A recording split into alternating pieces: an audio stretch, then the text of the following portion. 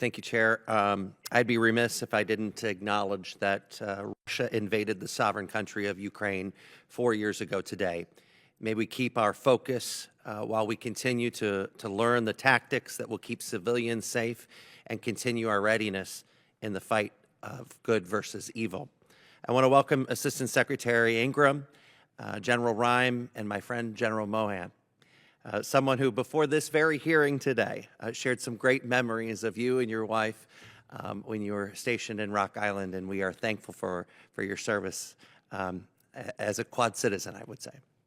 I'm so glad that today we get to talk about modernizing our organic industrial base, because this is such an important topic, and it's something that all of my neighbors who work around the Rock Island Arsenal know firsthand. Last year, as part of our NDAA, we created a pilot workload sustainment program with Army depots and arsenals modeled after my Arsenal Workload Sustainment Act.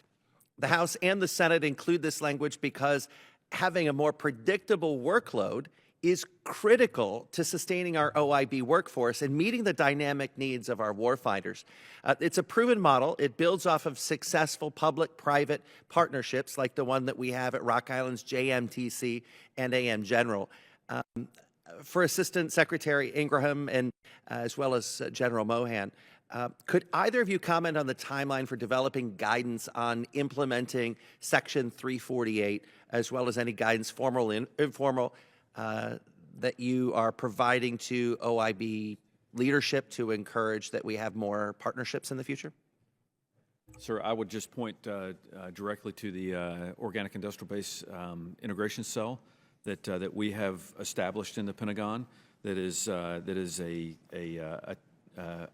teamwork event with Mr. Ingraham and his staff, where as we implement acquisition reform, we will have representation in each one of the PAEs that will get it on the front end. Again, the front end of the acquisition process to say this work is going to go to the organic industrial base to balance that between the OIB and the broader DIB. Congressman, I can't speak to the past, but what I can tell you is, as we've set up this optimization cell, this is an opportunity for General Mohan and I to look at every platform that's coming through. Whatever the new platform is, the new widget, old widgets, as they come through the acquisitions, sort of cycle, we are looking at them to figure out where is the best place to sustain and maintain these. And again, driving those direct labor hours back into the OIB, because we need those direct labor hours on the ground. Great. And then as we get up front of the process, then that allows us to tailor our modernization program. So for example, looking at the future for the MV-75, we know that we're going to have to do composites. So we are working and developing that composite repair capability right now at Corpus Christi, for example. And we're doing that well ahead of the first fielding. That's the model we're following, sir. Great.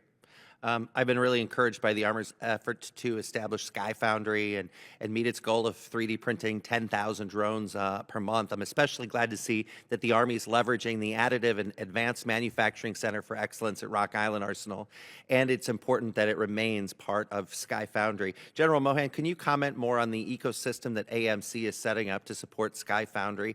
And beyond drones, do you see that this setup could be something that could be used to bring manned or unmanned other systems to the Army? Yes, sir. Thank you for the question. So Foundry is a broader subset or a smaller subset of our broader advanced manufacturing effort that we're ongoing. And so for example, and Foundry is part of a network.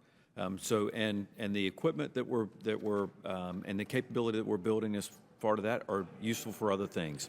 So for example, we already do 3D printing of circuit cards at Tobyhanna Army Depot for radar and radios. So we will produce circuit cards for UAS off the same machines. The composite or the carbon fiber-based 3D printing capability that we were expanding at Rock Island is carbon fiber that we will use for multiple types of projects. But the key piece, sir, is to build the network and connect it all digitally, because as you know, the goal is that our production facilities run lights out. And so having that ecosystem of capability connected digitally, so we can move workload around to wherever where we have machine time, so those machines are constantly producing. Because as you know, we have titanium printing machines that it'll take 4 days to print a part. We cannot afford to have one that is not running all the time. And so that is part of that broader challenge that we're facing. And then the last thing, if I can, is it's not only we know how to reverse engineer, we know how to produce parts, but then we put them through an antiquated qualification process. And my partner, Mr. Ingraham, as well as General Hodney, that is our next big target, is to move that qualification process to the front side of the manufacturing process using digital simulation and modeling. So if we can run an M88 for 5,000 miles in a synthetic environment to test a part, that is what industry does. And so we're actively attacking that right now. Let us know what this committee can do to help expedite that. Yes, sir. Thank you, Mr. Chairman. I get back. I thank the gentleman, and I'll go